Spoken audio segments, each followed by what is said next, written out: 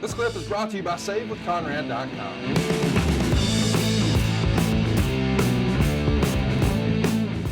He's on the 900 line in this era, saying the number one priority for the company is to deliver TV ratings for TBS. And he also indicates the reason for the name change from NWA to WCW was strictly on the advice from their attorneys, who decided it's the best way to avoid any lawsuits from an ex-NWA promoter.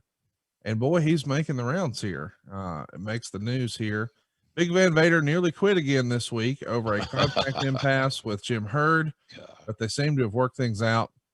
Seem to be very qualified, because there have been several contracts that have seemed to be worked out here, and something somehow always comes up. The holdup wasn't money, but Herd wanting Vader to sign a 4-year worldwide merchandising rights contract, while Vader only wanted to sign for 1 year and only give up merchandising rights in the United States. The verbal compromise was an agreement for the U.S. rights for 18 months. Do you remember this being an issue, merchandising rights? Yeah, over nothing.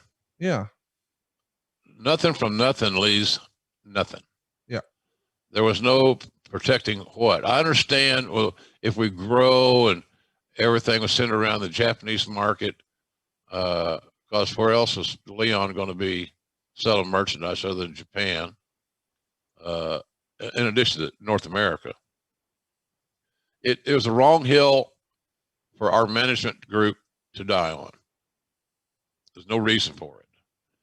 And, it's funny, I bring Leon into WWF, and I don't know, I had some issues with Leon, but nothing that was not, we weren't able to settle, Conrad, because I could communicate with Leon. And I did communicate with Leon. Leon wanted leadership. Leon wanted a ball coach to talk him up, fire him up. Here's what we need. And he responded more often than not positively. If I could just got the big son of a gun to wash his gear on a regular basis, that was the biggest, one of the bigger issues. And he was beat up at that time too, and needed a lot of surgeries and things.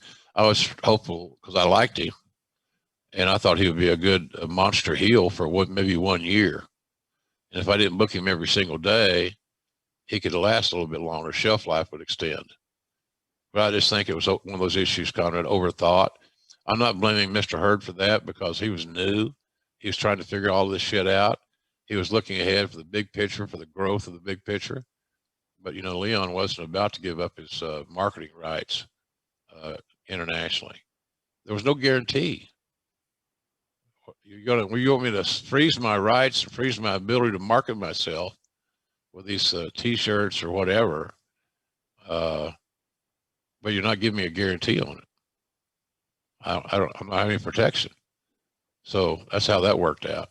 And Leon had a guy at that time, a lawyer guy, a friend of his in Denver, I think, Colorado alum, I believe. And of course, Leon was a Colorado alum. So it's one of those hills you picked the wrong hill to die on. Get him signed, make him happy, build a relationship, for God's sakes, and then see where it grows. Instead of coming in with these demands that are going to be heavy-handed, perceived as heavy-handed on the front side. It was just simply a matter of how you negotiated talents, negotiated with talents, how you communicated with talents. And that's always been an issue sometimes in our business, communicating with talent. Hey, it's Conrad Thompson. Thanks for checking out the podcast here on YouTube. Be sure to hit the subscribe button and the notifications bell so you get a notice anytime we upload some new content. And go save yourself some money right now. If you're in a 30-year loan or you have credit card debt, it's not a matter of if I can save you money. It's a matter of how much. Find out right now for free at SaveWithConrad.com.